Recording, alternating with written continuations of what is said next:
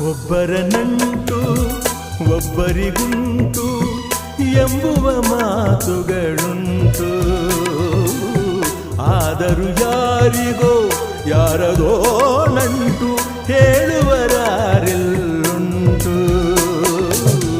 ದೇವರು ಬರೆದ ಬಂಧನಗಳಿಗೆ ದೇವರು ತಾನೇ ಸಾಕ್ಷಿ.